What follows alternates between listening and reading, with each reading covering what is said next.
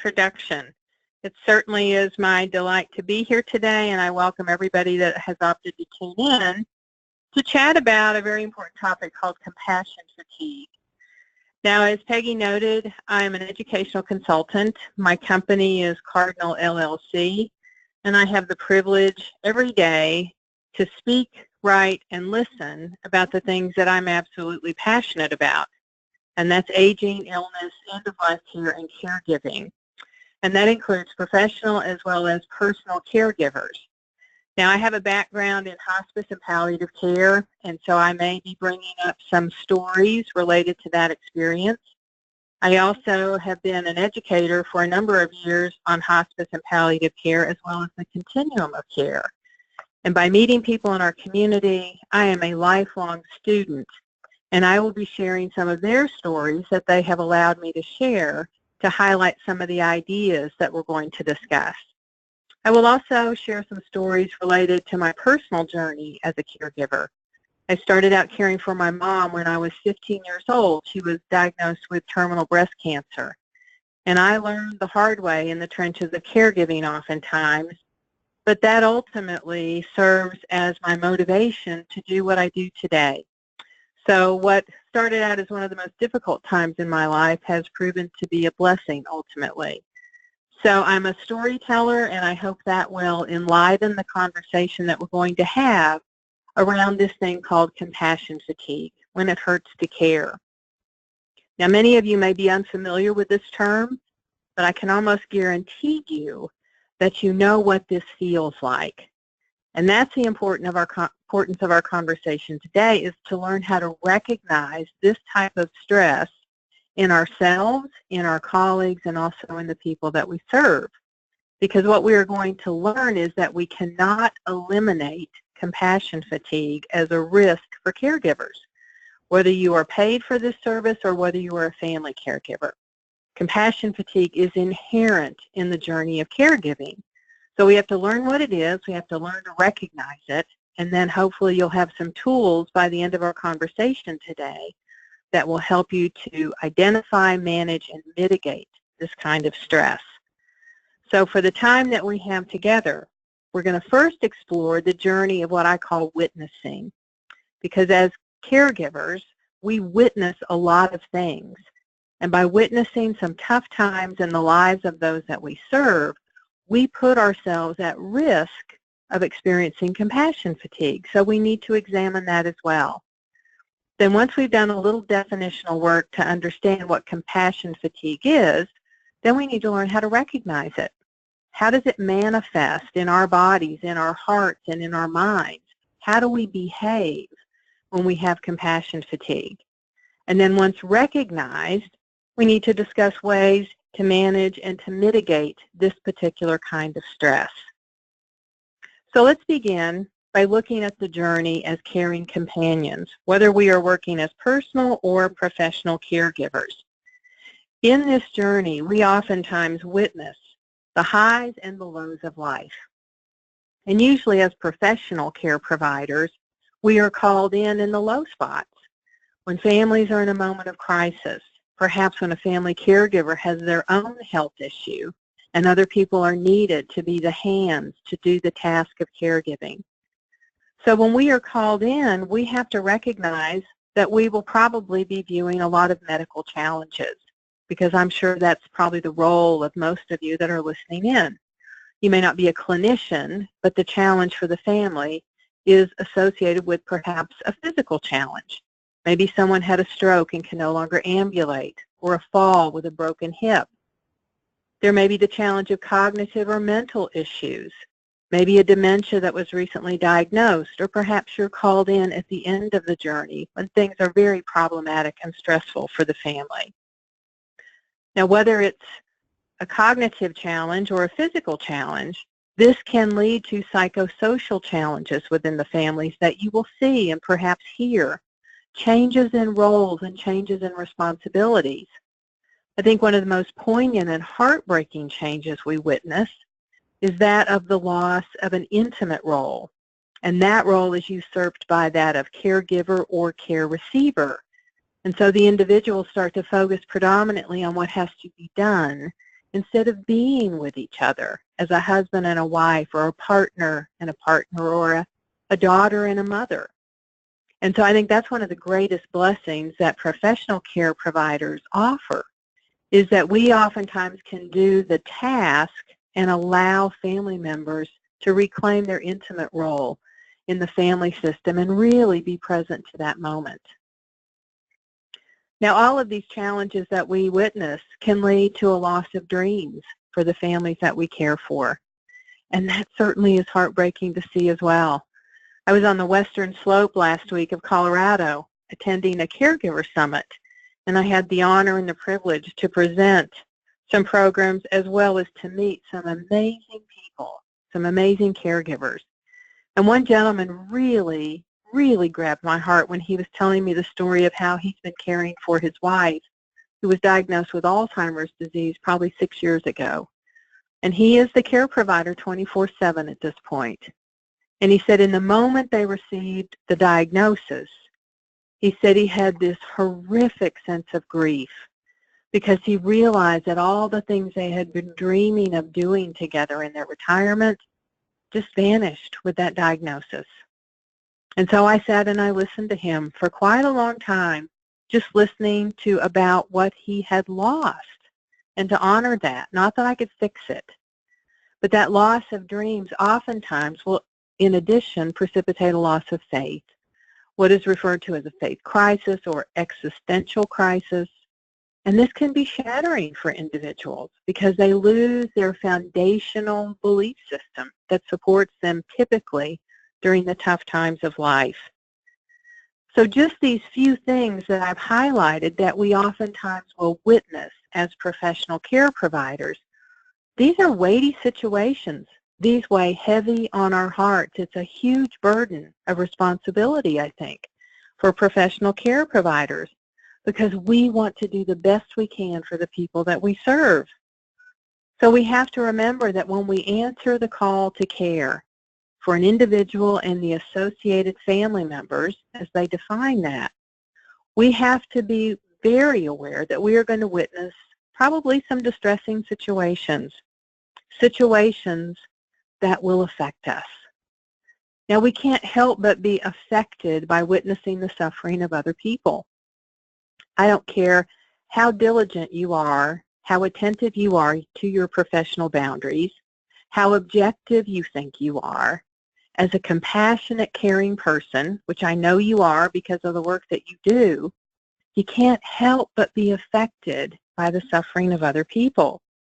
Witnessing literally grabs our hearts and oftentimes leads to a transformation in how we as the witness see and experience life from here on out.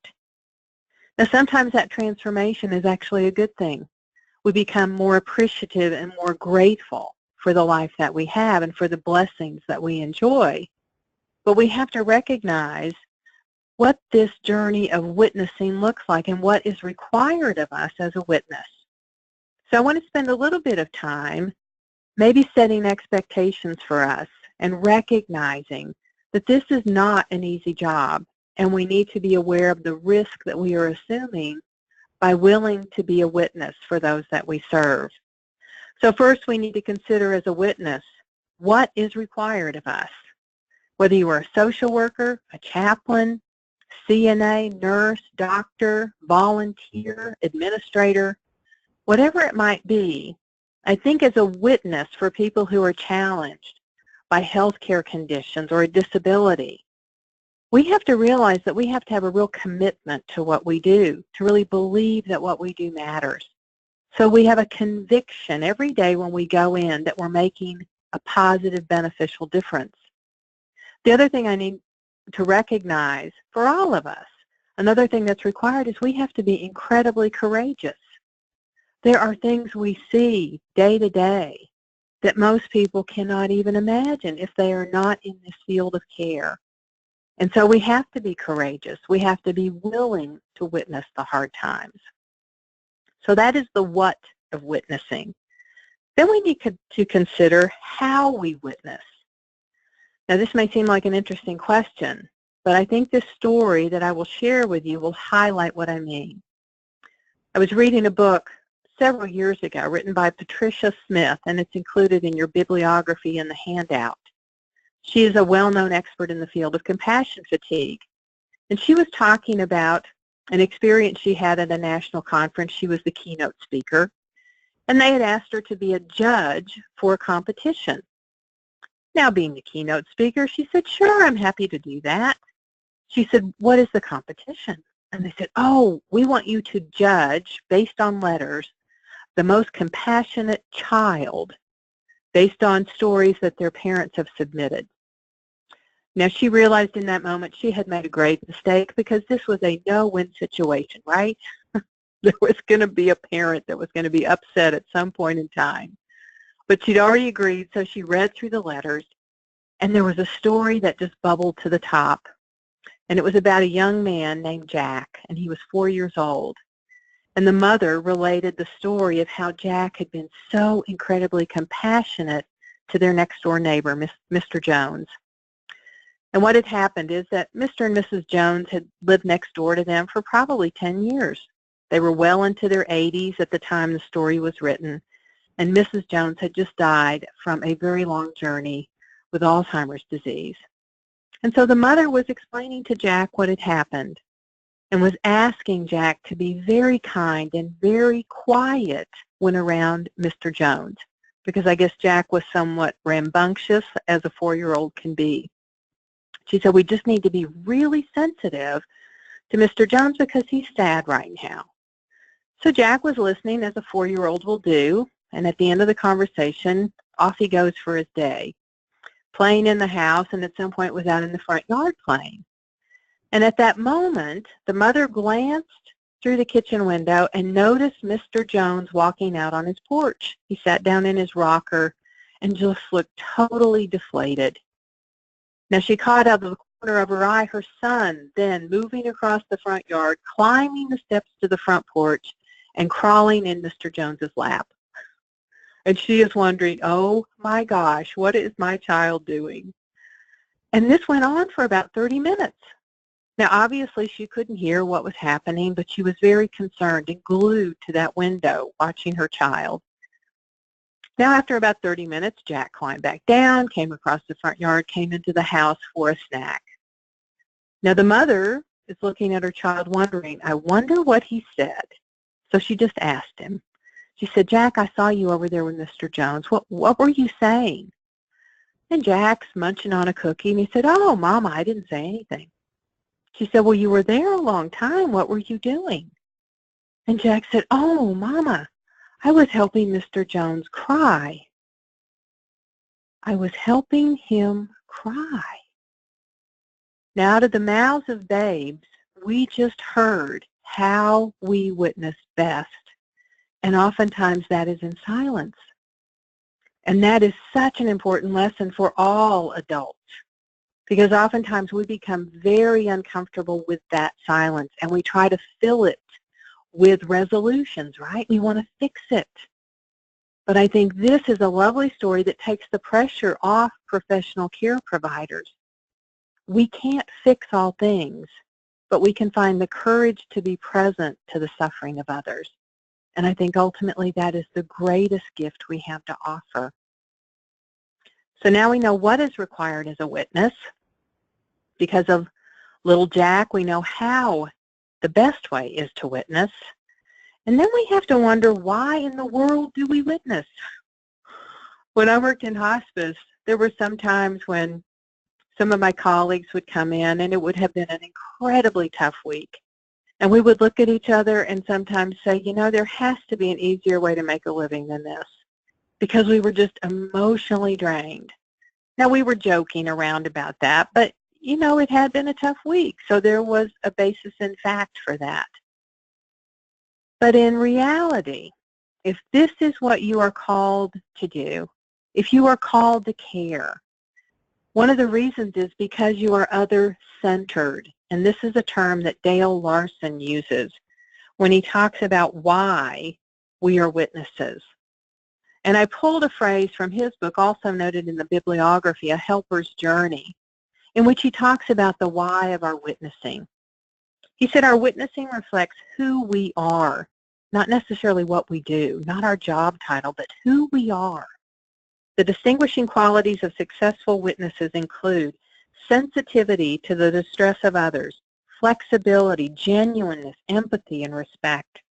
These are not simple external behaviors that can be assumed at will. They are the product of a lifetime of experiences that shape us into the particular kinds of people and witnesses that we are. So the why of witnessing, it is something we cannot not do, which is a definition of vocation oftentimes. We are compelled to do it. We are called to do it because we are other-centered. A lovely thing indeed. But even though we're compelled to do this, even though we cannot not witness, we have to be wise in how we witness. We have to recognize the risk of witnessing. Because if we compromise our own health and well-being in the work and the vocation that we choose to do, then we will no longer be able to care. We will no longer have that capacity. So I want to highlight some of the risks that we assume by witnessing, the different kinds of stress, to distinguish them specifically from compassion fatigue. And then we're going to focus on what compassion fatigue looks like. But you know as well as I do, being a professional caregiver and by association being a personal caregiver, we feel stress oftentimes, and we need to understand the root of our stress so that we can manage that. Because as you will learn in the next few slides, there are varieties of the type of stress that we experience, and they're rooted in something different. So for example, I'm sure you have felt burnout from time to time. Now burnout is a type of stress that is associated with the volume of work that you do. And that's the clincher for burnout. So if you're putting in 60, 70, 80 hours a week, there is some point in time where you are going to feel burned out because of the volume of work you're doing. Now that is very different from a type of stress called moral distress. Moral distress is rooted in an ethical conflict, meaning you feel as if as a professional care provider, you are being asked to compromise your own values to do something for your client. Now this oftentimes happens and is highlighted in end-of-life care or in very complex healthcare situations, maybe related to options around a feeding tube, something called futile care, things you are asked to do that you think really have no ultimate benefit, and it just feels wrong to you. Now both burnout and moral distress can raise your level of anxiety tremendously, but they're very different from compassion fatigue as far as the source of that stress. Compassion fatigue is rooted in the over-identification with the suffering of others. It's rooted in the suffering we witness. And so what happens in compassion fatigue, we over-identify and we start to carry the suffering of others. And so we go see Mrs. Jones and we take a little bit of her suffering. And we go down the road and we see Mr. Smith and we take a little bit of his suffering. And then we have another call and we take a little bit of their suffering. And before you know it, you're carrying a huge load of suffering that really is not yours to bear. It's not your life. And so we have to understand what is compassion fatigue and how it happens. In the literature, you will find the definition of compassion fatigue articulated in this way. It's referred to as a secondary stress disorder because it's a vicarious trauma. It's not happening to us. It happens to the people that we serve. So we see it, we witness it, and then we start to over-identify with their suffering and we take on their suffering. Or perhaps we are overexposed to the suffering of others. Now this was recognized shortly after 9/11, about 6 to 8 months after that horrific attack. It was recognized in the first responders that there was a tremendous amount of stress. And it was ultimately identified as compassion fatigue due to the overexposure to the suffering of those who had been dramatically affected by the death of their loved ones or their colleagues. Now, ultimately, the reason this is so important to understand, if we don't recognize compassion fatigue and we don't do anything about it, it reduces our capacity to care, which means you will start to see yourself pulling away from those you care for. You want a little buffer zone. You want a bigger distance because you're going to commit to do your job. You're going to go through the motions, but you're not going to allow yourself to care anymore because it hurts too much. Now, we want to make sure we avoid that ultimate result because oftentimes this leads to turnover. People say, I can't do this anymore. I need a different job. So to fully understand compassion fatigue, we need to understand the components that dial into this. First, obviously, compassion. What is compassion? Well, it literally means to bear or to suffer with. And it's an emotional reaction in response to the suffering of another. But it's more than that. We have a relational response in which we want to fix it.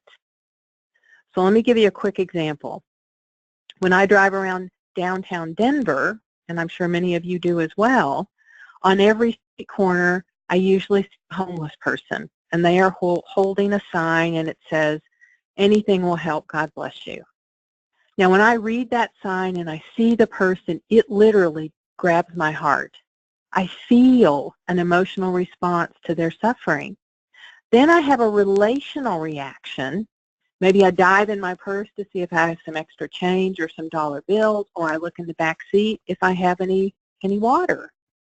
That is my relational response to try to fix it. And this is what happens as professional care providers.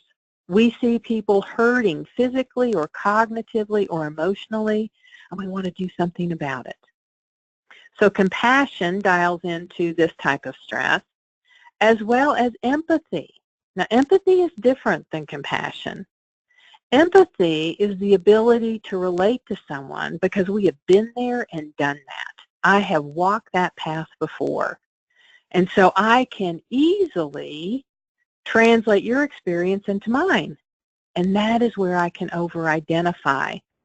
Because with empathy, it's my gut response. And I look in your eyes and I know your story and I can see myself in you. And so I start to overlay my story on yours and I become part of your story, which means I bear your suffering because all of my old tapes are playing and I think I know exactly how you feel.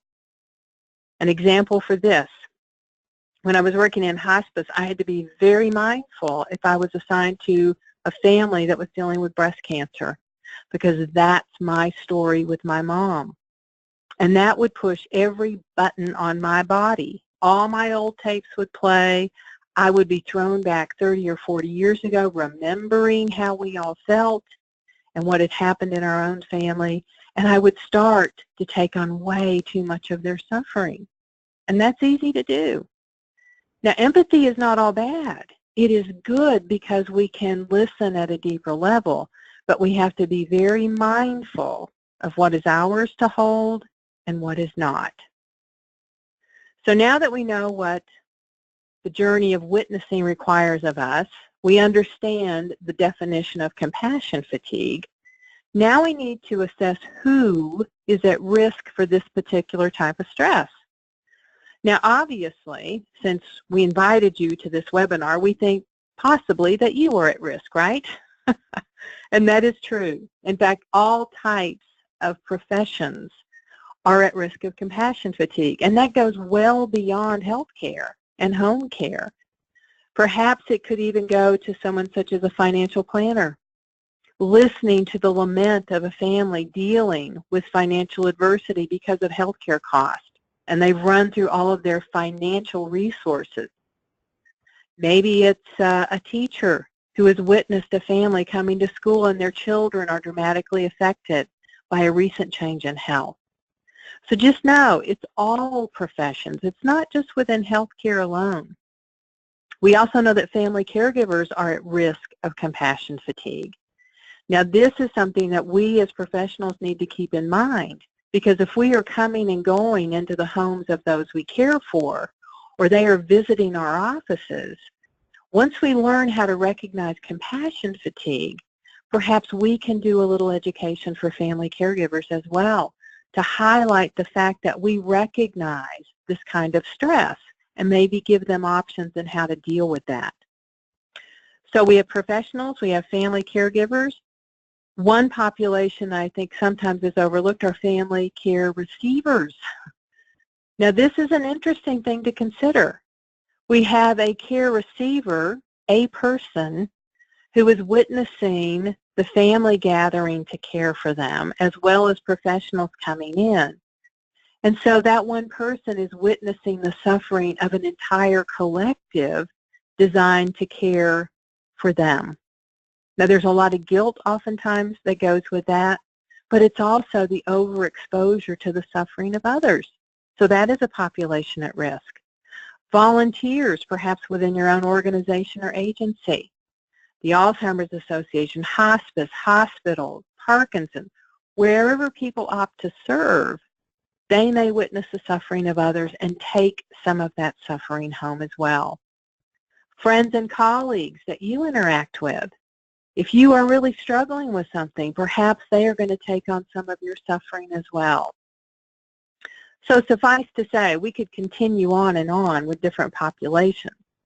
But as compassionate and caring souls, we have to recognize we are all at risk of compassion fatigue. It's part of the journey. And so we can't eliminate it, but we need to learn how to manage it.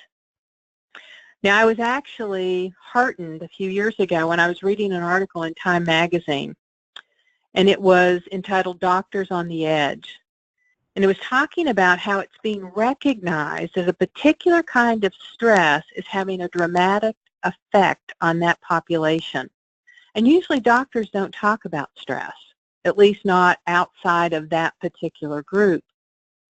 But the story highlights the fact that in the physician population, they're starting to see an increased incidence of completed suicide. And actually the rate, the percentage, is frightening. And a lot of it seems to be directly related to a kind of stress. In this article, they refer to as burnout, but if you read carefully, they're actually talking about compassion fatigue. And they interviewed residents and undergrads and practicing physicians. And now at many of the medical schools, they are including classes that not only focus on the scientific aspects of the art of medicine as well as the technical skills, but it gives doctors an opportunity to talk about how this work affects them. And so they're dealing with their own humanity in medicine, and this is a profoundly important thing indeed. There was one resident they talked to, and when she was interviewed, she said that when she was shadowing a medical team as an undergrad, she saw a patient with terminal cancer and it gave her nightmares for weeks. This week, at the writing of this article, she says she saw a similar case and felt nothing. Now this is compassion fatigue to the nth degree. This young physician had flatlined emotionally. And because of that, she was no longer able or willing to care emotionally about her patients.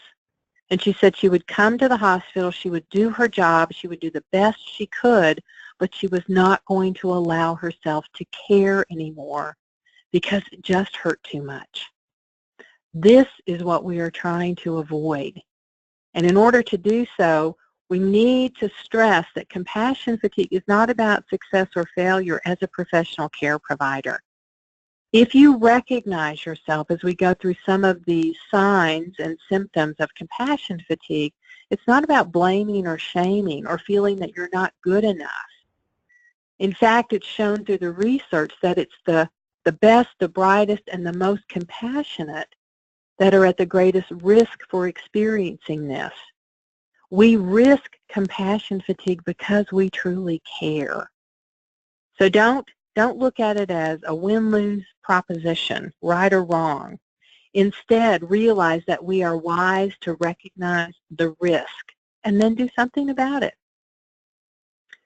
So now what I want to do is highlight what compassion fatigue looks like, feels like, and sounds like oftentimes. And I have probably a dozen different ways in which this type of stress will manifest. You can probably add to the list. But just know that you'll resonate with some of these images. If you resonate with all of them, perhaps you need to talk to somebody because your stress is getting way too great, and it probably is compromising your ability to care. So let's look at some of the more common manifestations of compassion fatigue and just consider how this might look and feel. I've often seen folks with compassion fatigue feel as if they're just barely hanging on by the tips of their finger. And they will even say, just one more thing and I'm done. I'm over the edge. I can't hang on. I just don't know how I'm going to get through the day. So barely hanging on is certainly one of the signs. Some folks get irritated, and that irritation, we can comprehend that understanding the definition of compassion fatigue. Remember, it's an emotional reaction to the suffering of another person, but then we have a relational response. We want to fix it. And we know that we can't fix all things. I know when I was in hospice, by definition, people have a terminal diagnosis. And when I would sit and listen to people telling me their stories, and I knew time was short, there were moments I desperately wanted to change that reality for them, but I couldn't. And so there were moments I'd get irritated. Not that I expressed that to the patient, but I would take that home. I would be irritated and frustrated and also sorrowful at times. Now we have to recognize if we have this particular reaction, we're probably not the favorite colleague in our office either, because typically we will snap at the people we work with instead of the people that we serve. Some of us become quite anxious when we have compassion fatigue, just wondering what else is going to happen. When will the next shoe drop? The one thing we need to recognize about anxiety is that that is tremendously fatiguing. It takes a lot of energy to be anxious. So this can wear us out. Some of us become extremely emotional, and I mean beyond the norm. These are aberrations. Raging, crying, screaming, maybe laughing hysterically, but it certainly gets the attention of folks around you. Some people become exhausted with compassion fatigue. And again, I think this is pretty commonsensical. But on the flip side, just because you're exhausted doesn't mean that a good night's sleep will help, because that's not going to the stress of your situation. You can go home on a weekend and sleep the entire weekend and still wake up exhausted if you don't recognize why you are stressed. This is bone-weary, soul-sapping exhaustion. And so you have to understand you're tired because you're carrying the suffering of others. Some folks will become depressed, maybe even to the point of needing some professional counseling or medications, because it is sad, it is depressing when we desperately want to help someone and relieve them of suffering, and we have to recognize that we can't. Some people get angry because of that. Now, I always love teaching compassion fatigue in groups because I love to see the reaction to this picture and ask the question, how do you handle anger? Do you handle it well? And most of us don't. We don't like this particular emotion. But I want to change your perspective on anger. This is a fabulous symptom of compassion fatigue because it gets other people's attention, and if they allow you to rage, they will actually see the underbelly emotion that's driving your anger. And for compassion fatigue, it's frustration, it's sorrow, it's sadness, it's fear, it's anxiety. And those underbelly emotions that drive our anger, you can work with those. Anger you can't do much with other than let people just rage and move that energy out. Another symptom of compassion fatigue is some of us will isolate. We'll do our job, we'll get through the day, we'll go home, and that's about it because we're usually exhausted. We don't have any emotional wherewithal left at the end of the day, and we just want to nest in our safe space, in our comfort zone. Now, this becomes problematic if you're in a relationship or you have a family, because you're also cutting your social ties and you just don't want to do anything. So your family hopefully will have a conversation with you in a gentle and compassionate way to figure out what's going on. Some folks just get overwhelmed with compassion fatigue, and so they are overloaded, overwhelmed, and everything is hard. And so if you go in to ask them to help you with anything else, they will probably lash out at you and say, don't you know, everything is hard, I can't do anything else. So it can certainly strain and stretch some relationships in the office, and if you work on a collaborative team, this can be problematic as well. Now, blaming others can happen with compassion fatigue. Again, very distressful for an organization as well as families. The reason this happens is if you are over-identifying with someone you're serving, you're probably over-involved and maybe working extra hours. And you start to look at the rest of your organization and you wonder why everybody else is not working as hard as you are. And you start pointing fingers at people and saying, well, if you worked as hard as I am, we could make this a better situation for Mr. Jones. Now, this can certainly destroy professional relationships. So before that happens, recognize the tendency to start blaming others and look within. Figure out what's going on and why you are reacting that way. Now, somewhat counterintuitively, some people with compassion fatigue will actually start to work more, put in more hours at the office. Much of this volunteered work, taking on extra hours, is usually busy work, just to keep the mind distracted, actually to keep the heart distracted. Because as long as we're busy, if we keep pedaling and we don't go home, we don't have time to think about what's going on, and we don't have time to feel that pain. Disruption of sleep is very common associated with compassion fatigue. Now, again, if you're in a relationship, you have a family, they are probably going to call you on this because your disrupted sleep is disrupting them. You're either sleeping all the time or you're not sleeping at all. Either way, this is not a healthy situation, and it can lead to some other frequent medical issues, maybe serious enough to end up in the hospital. But certainly stress compromises our immune system, and we're going to be going to the doctor more frequently for colds or the flu or some sort of infection. You may recognize some excessive behaviors in eating. Now, I don't know about you, but chocolate is my friend when I'm stressed. So a bag of M&Ms is not safe in my house or in my office. Even though it's yummy, this can lead to some other serious complications as weight gain, maybe moving toward diabetes, whatever it might be. That's one extreme. Now, on the other extreme, perhaps you stop eating. You don't have an appetite. So again, for all of these manifestations, we're looking for extremes and aberrations from our normal behavior. Some folks will start a very dangerous proposition of using drugs to either get going in the morning because they're so tired, or using sleep aids at night and relying on prescription medications or maybe even illegal drugs to manage the stress that they're feeling. And that certainly is true for alcohol. What better thing to use when we are hurting emotionally than a numbing agent? And it's legal, it's accessible, and it can be destructive to your profession as well as your personal relationships. So we really need to pay attention to any signs before this happens so that we can nip it in the bud.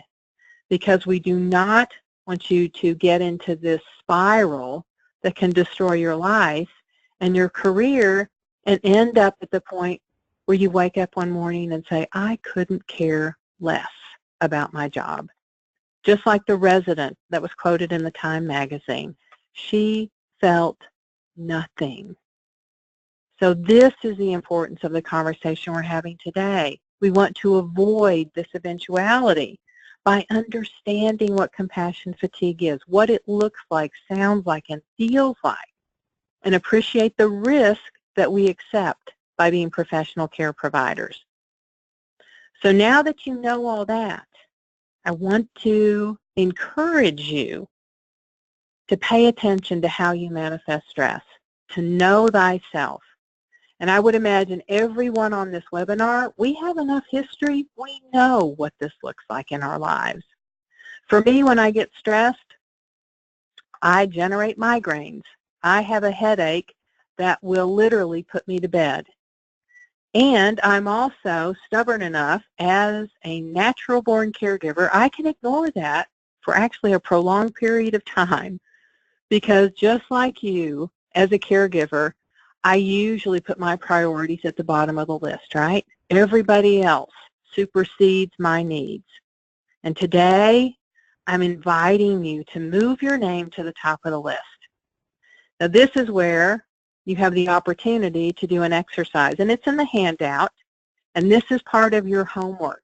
Maybe you can work with it with colleagues in your office, or you do it in the quiet of your home. But it's important to recognize how you typically manifest stress, to recognize it, to name it, and to own it. And then once you identify that, you are more aware of it, and you're going to pay attention to it. And when you start to see that particular manifestation bubbling up, then you're going to do something about it. And that's what we're going to focus on now. Once you recognize your stress, then the question becomes, well, then what do I do with it? How do I manage this? How do I mitigate compassion fatigue? And this really is the takeaway that I hope will resonate with you, some tools to manage your stress. So I have 4 different ideas for you. And I want to start off by sharing with you an image for witnessing. We talked about the what, the why, and the how of witnessing, and that puts us at risk for compassion fatigue. Well, as a witness, I want to invite you to sit by the pit. Now, I learned this image when I was in seminary, and I was working in hospice as a hospice chaplain as part of my training. And I had a fabulous mentor who realized that I had a tendency to get over-involved with the people that I served. And so she told me this story. She said, you know, Jane, as caring companions, we are going to walk through life, and we are going to see a lot of things. We're going to hear a lot of things. And in the job that you are choosing to do, a hospice chaplain, she said, you're going to be called to companion people who are in the figurative pits of life. They just had a diagnosis of a terminal condition. They've just realized the reality of this, but they're in a very low part of their lived experience. And you are going to hear them calling out to you, asking for help.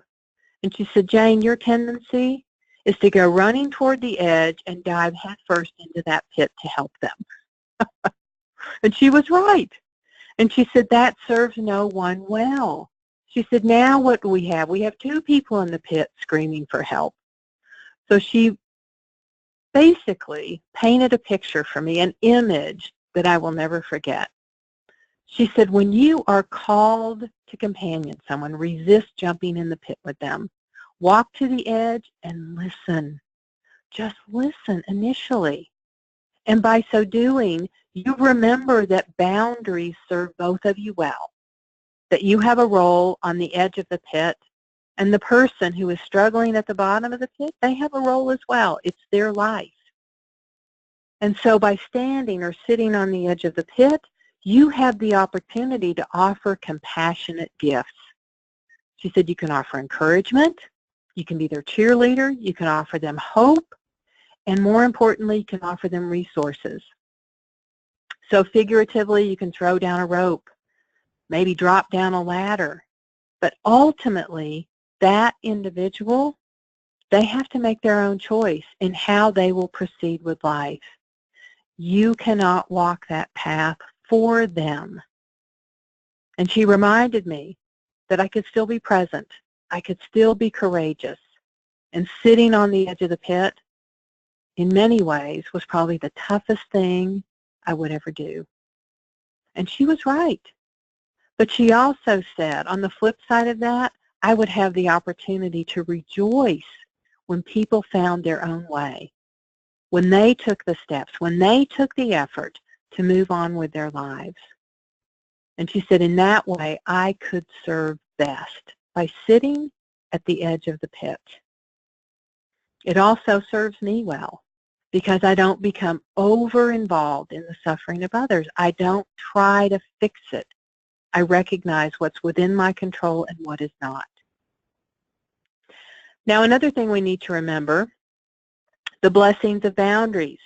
I mentioned this when talking about sitting by the pit, but I wanted to really emphasize this and stress this by reading you a fable, by reading you a story today. I read this story probably 10 years ago. It was written by Edwin Friedman, and it's in a collection of fables that he wrote. And it was not designed initially for caregiving or even about a boundaries discussion. It was written for an entirely different reason. But I hope as you listen to this story, you will resonate with how important it is to understand what is ours to hold and what is not, and the true blessings of boundaries. I'm going to read this 2-page story to you, and then we'll do a little debrief as I highlight some of the lessons to be learned from the main character in this story. My one cautionary note to you is this. I want you to just listen and pay attention to how you feel. Resist jumping into your fix-it mode. I know you're going to do that. You're going to try to anticipate how the story ends, or you have a resolution that would be so much better. I just want you to pay attention to your emotions, and at the end of the story, you will know why. So sit back, relax for a few moments, and enjoy the fable of the bridge. There was a man who had given much thought to what he wanted from life. He'd experienced his share of both success and failure, and at last he began to see clearly where he wanted to go in life. Diligently, he searched for the right opportunity, and then at last it came. But the opportunity would not wait. It would be made available only for a short period of time. If it were seen that he was not committed, the opportunity would not come again. Eager to arrive, he started on his journey. Hurrying along, he came upon a bridge built high above a river, and he started across. Then he noticed someone coming from the other side of the bridge. As they moved closer, it seemed as though this other were coming to greet him. But he could see clearly, however, he did not know this other, who had something tied around his waist. When they were within hailing distance, he could see that what the other had about his waist was a rope. It was wrapped around him many times and probably, if extended, would reach a length of 30 feet. The other began to uncurl the rope, and just as they were coming close, the stranger said, "Pardon me, would you be so kind as to hold the end of this rope for a moment?" Surprised by this politely phrased but curious request, the man on the bridge agreed without a thought, reached out and took the rope. "Thank you," said the other, who then added, "2 hands now, and remember, hold tight." Whereupon the other jumped off the bridge. Quickly, the other hurdled the distance of the rope's length, and from the bridge the man abruptly felt the pull. Instinctively, he held on and was almost dragged over the side. He managed to brace himself against the edge, however, and after having caught his breath, he looked down at the other dangling close to oblivion. "What are you trying to do?" he yelled. "Oh, just hold tight," said the other. "If you let go, I will be lost." Well, this is ridiculous, the man on the bridge thought, and he began trying to haul the other in. After struggling for a few moments, the man on the bridge cried out, "I cannot pull you up. I know. Just hang on. I know. I'm now your responsibility." "Well, I did not ask for this," said the man on the bridge. "Regardless, if you let go, I will be lost. In fact, my life is in your hands." What should the man on the bridge do? He began reviewing his options. If I let go all my life, I will know that I let this other die. If I stay, I risk losing my one chance in life to achieve my goals. Either way, this will haunt me forever. With ironic humor, he thought to die himself instantly, to jump off the bridge while still holding on. That would teach this fool. But he wanted to live, and he wanted to live fully. What a decision he had to make. The critical moment of decision was drawing near. Then a new thought occurred to him. While he could not pull this other up solely by his own effort, if the other would shorten the rope from his end by curling it around his waist again and again, together they could do it. Now listen, he shouted down. I think I know how to save you. And he explained his plan. But the other wasn't interested. He was quite content dangling at the end of the rope. It was then that the man on the bridge finally made the tough decision. He leaned over the bridge and said, I want you to listen carefully, because I mean what I'm going to say.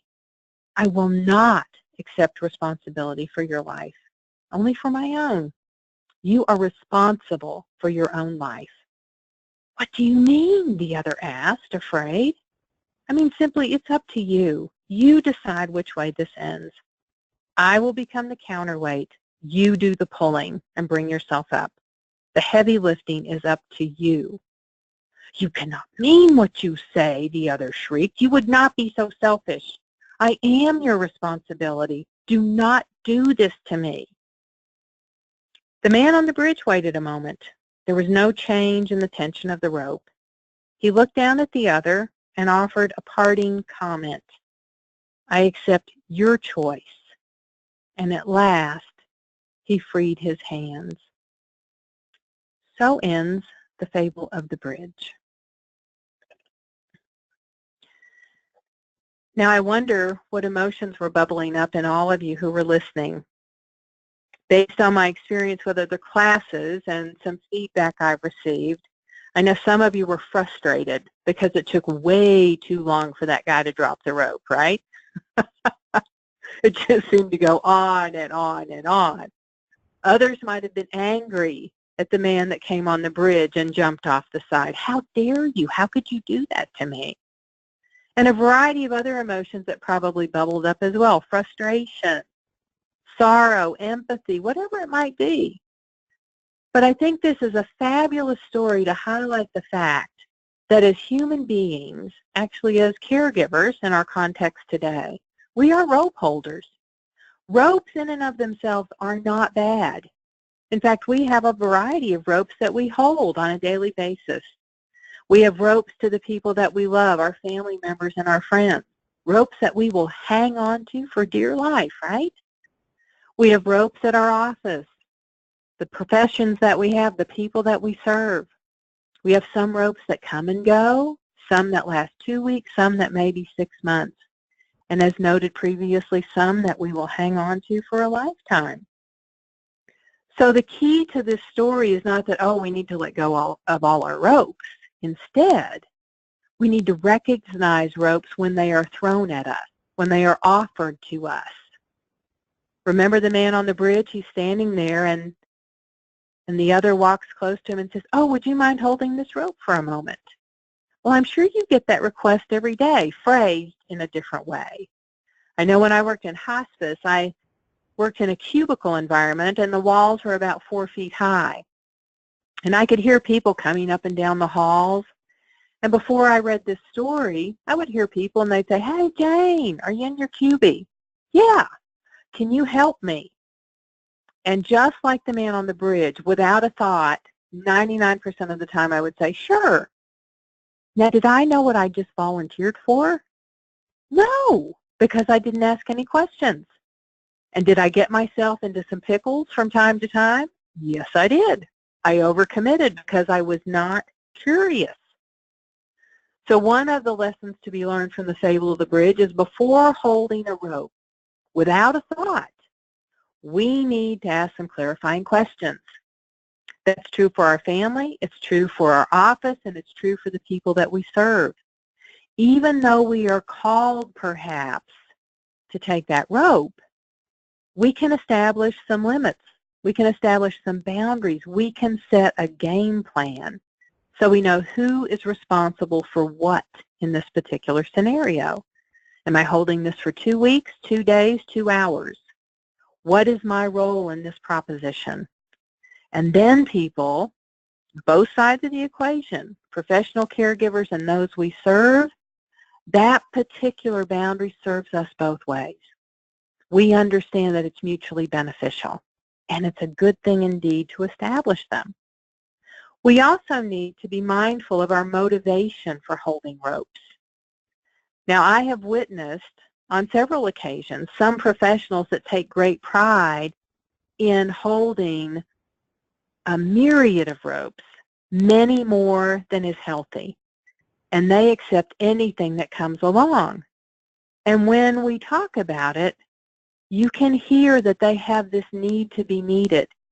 And the more ropes they hold, it somehow feeds their ego. Look how many I'm holding today, and I can handle all of this. Now, that is all well and good until we start to wear the mantle of the martyr, and we become resentful that people always ask us for help because they know we will. So there's a breaking point for all of us. So we need to understand, if we're not discerning about ropes, why are we doing that? We also need to recognize that by holding a rope, we also have some power. We can jerk people around by pulling their rope. We can manipulate. We can manage people. And sometimes that happens in our families too. So that's kind of the dark side of holding ropes, but we need to own it. We need to claim it. And then we need to revise that if it's not serving us well. So identifying, establishing, and managing your boundaries, critically important if we are to manage and mitigate our stress, particularly compassion fatigue. We have to recognize the reality in those situations, just like the gentleman on the bridge, just like you in the job that you do. We have to understand some things are out of our control. They are not ours to hold. And this always reminds me of a wonderful prayer that was written in the 1940s, the Serenity Prayer. Grant me the serenity to accept the things I cannot change, the courage to change the things I can, and the hard-earned wisdom to know the difference. We can't hold all ropes. Some ropes are not ours to bear. So we have the invitation to sit by the pit. We have the fable of the bridge that will help you hopefully manage your professional and personal boundaries. Another thing that we can utilize to help manage our stress are transition rituals. Now, you may be unfamiliar with this term, but I'm sure you do this every day without even thinking about it. It's some process, it's some routine or ritual you do that helps you shift from your professional role as a caregiver to a personal role. So you can shift from being a CNA, a nurse, a social worker, and you can go home and just be you. Now, maybe it's changing clothes, listening to music as you drive home, talking to a friend on the phone as you're driving. You go home and you take a run, you take a bath, whatever it might be. But it helps you leave your work at work and allows you to embrace your life at home. Now, if you have a hard time doing this, if you carry a lot of stress across your front door into your home, you need to have someone that will help you, maybe hold you accountable.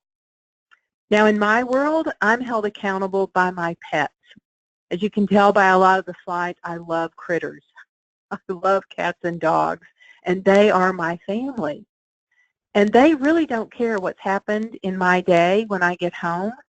When that garage door goes up, I walk in the front door. They know it's feeding time and it's loving time. And they don't care if I've been teaching, if I've been working as a chaplain. They really don't want to hear about it. And they hold me accountable to make that shift to just become Jane. And it serves me so incredibly well because I can leave that stress on the front porch. Doesn't have to come into the house with me. And guess what? It's going to be there tomorrow. And I can reclaim it when I do another ritual that allows me to shift from personal to professional. And that could be anything from looking at my emails, swinging by Starbucks to get a shot of caffeine, whatever it might be. But this is another exercise, another homework exercise that you can look at. How do you transition? And if you do something, be intentional about it and pay attention to the benefits it provides to you. Now, the last tip I want to offer you in helping you to manage and mitigate compassion fatigue is to sing the same chorus that you probably hear every day from someone, and that is about the importance of self-care. In my world, for personal and professional caregivers, self-care is not optional. Because if we are not well, we cannot care well. We cannot continue to care. So it's important that we recognize in that first exercise, number one, how we manifest stress, to recognize that sign, and then don't ignore that red flag warning. Don't shut your eyes and think, I'll deal with that next week.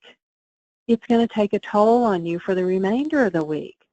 So address it the first time you recognize it.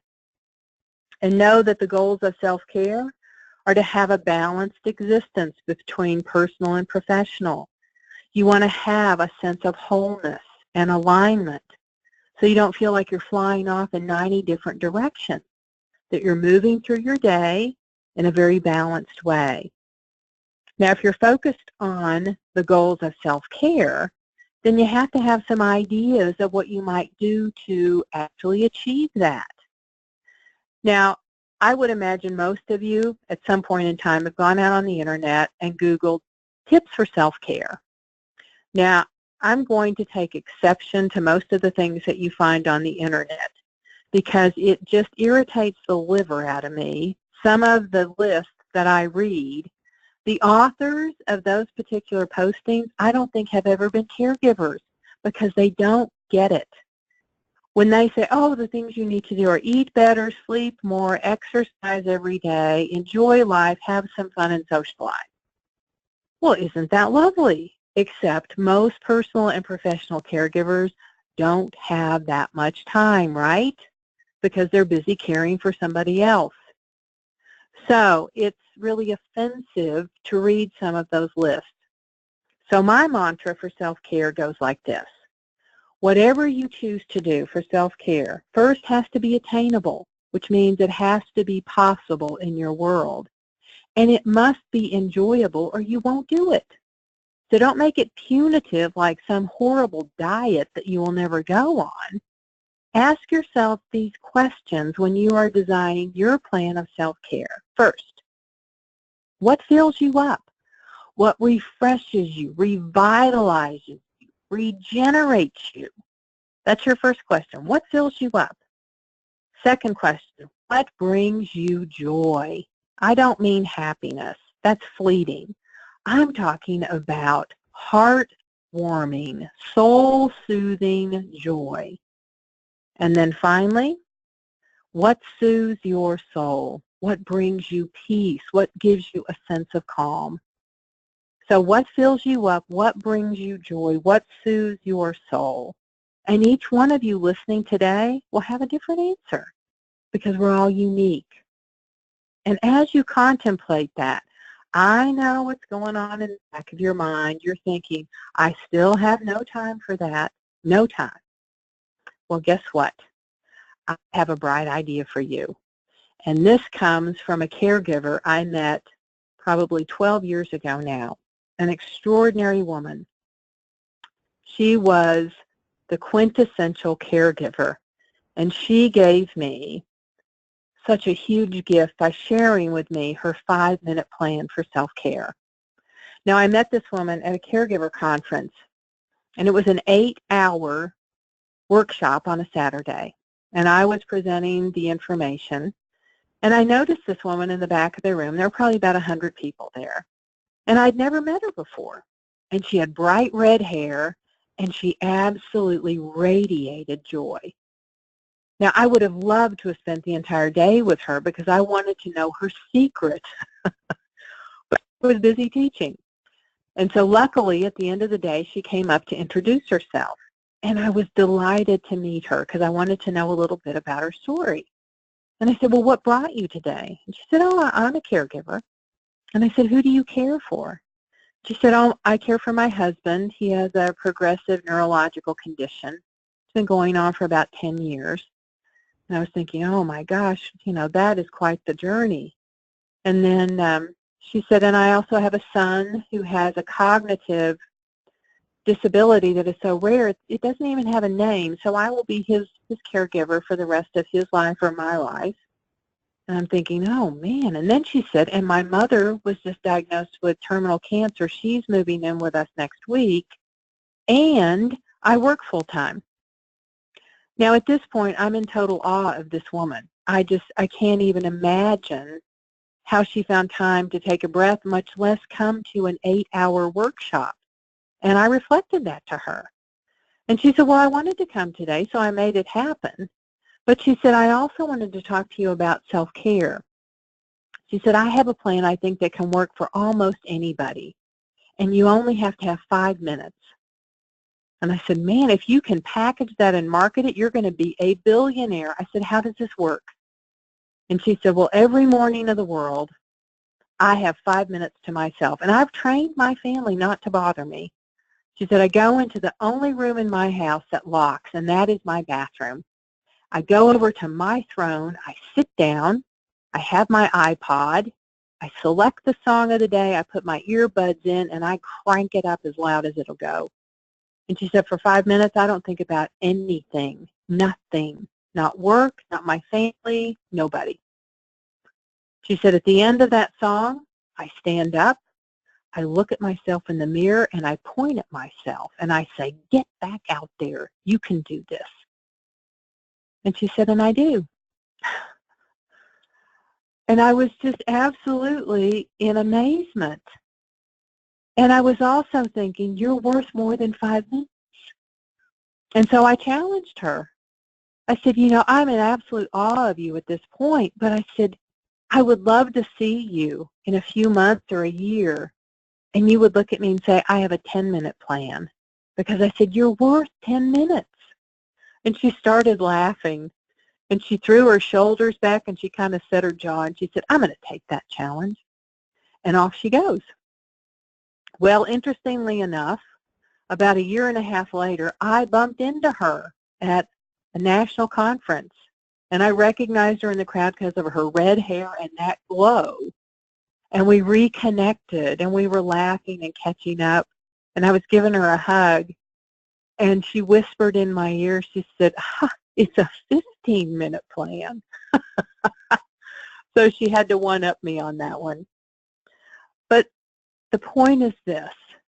Everybody can find 5 minutes if we are intentional about it and we're committed to it and we realize the blessing of self-care.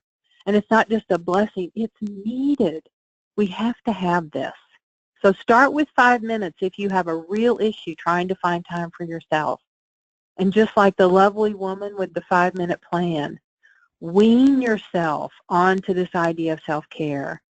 And then hold on to it for dear life. Add to it 5 minutes at a time.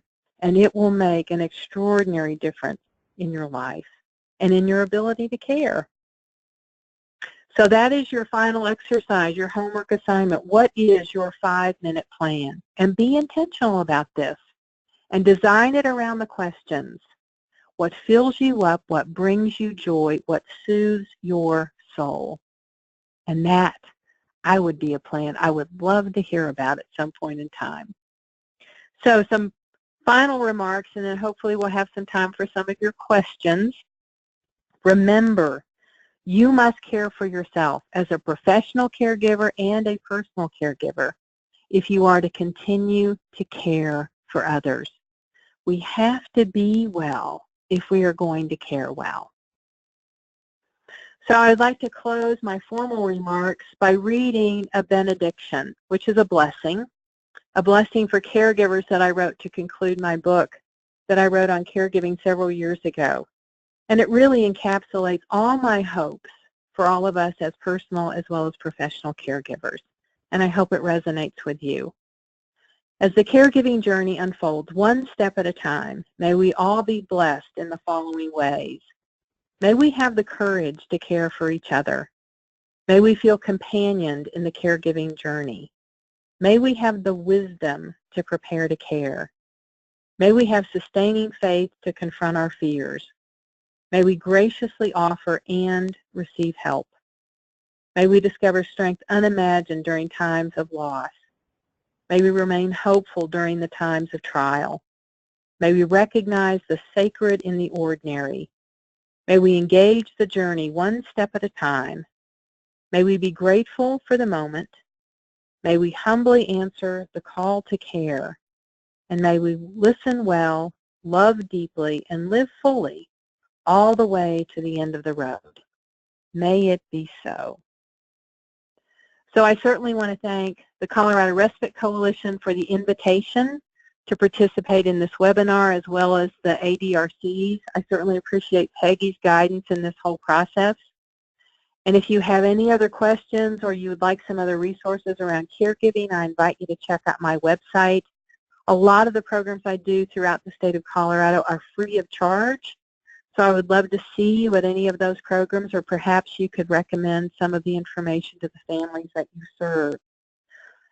So if you liked what you heard about compassion fatigue, I have a whole section in my book on Caregiving for the Genius, but also there are some great resources in the bibliography that you have in the handout. So knowledge is power. So I really encourage you to read more about this whole issue of compassion fatigue and learn how to mitigate and manage it well for you as well as your colleagues.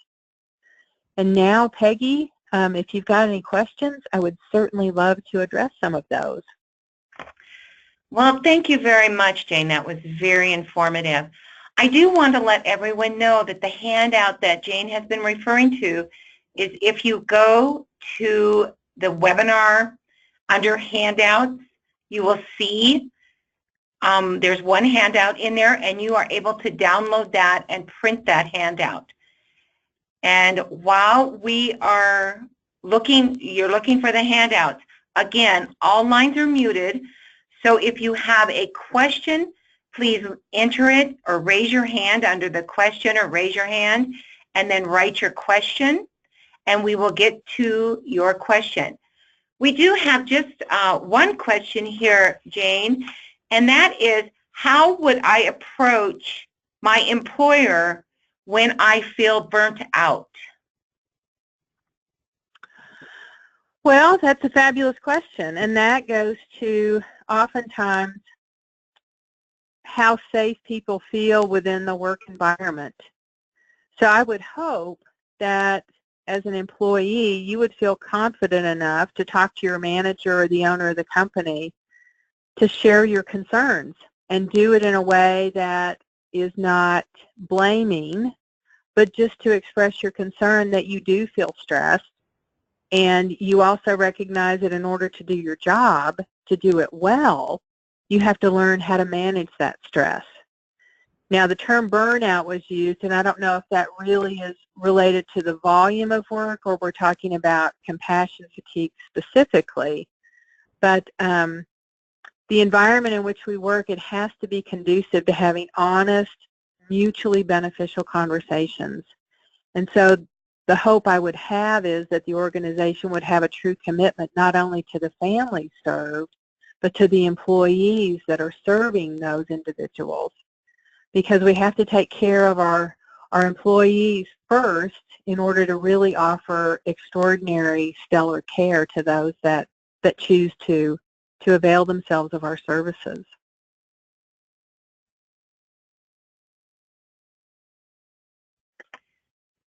Okay, it looks like, does anyone have any questions? I haven't, that was the only one that we've gotten typed in, and I'm not seeing any others. I would just like to comment on the 5 minutes. I think that's a great idea, and I am going to be using that one on a regular basis. Yay, I'm glad that it resonated with you. It did, it certainly did. Oh, here we go. Would we be able to get the PowerPoint? And we had talked about this previously, and the problem with the PowerPoint is, since it's basically pictures, it's very difficult because it takes so much space in order to send it out or to have it, that it's not available. The only thing that is available is that handout. And this is being recorded, so this will be available to anyone on the Colorado Respite Coalition website, which is www.coloradocoalition, It's www.coloradorespitecoalition.org. So you would be able to find this on their website if you want to see it again. Am I correct on that PowerPoint presentation, Jane? Right, and the other part is that I don't distribute my PowerPoints because, I mean, this really is my business. So the other option you would have is if you go out to my website and look under upcoming events, I actually do this program quite a number of times throughout the Denver metro area.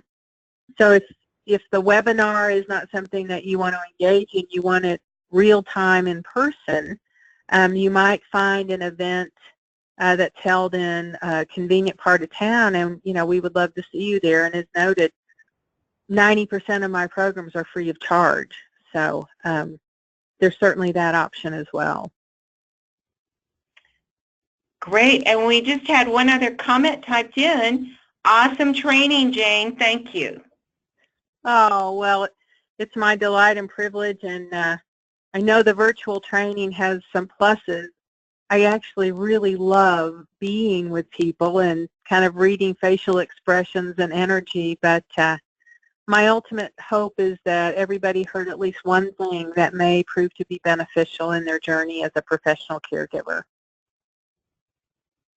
All right, well, thank you all very much for joining, and we hope that you were able to get some points, as Jane said, out of this. And again, it will be available on Colorado Respite Coalition website. Now, Peggy, do you have evaluations that you want people to fill out?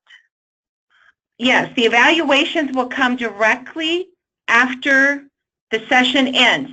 So when everyone leaves the webinar, you will get an evaluation. If you would complete that, that would be fabulous. And if you have any questions that bubble up later today or anytime in the near future, this is my contact information.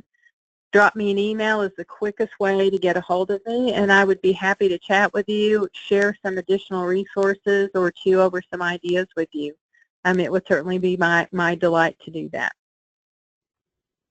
Thank you, Jane, and thank you, everyone, for joining.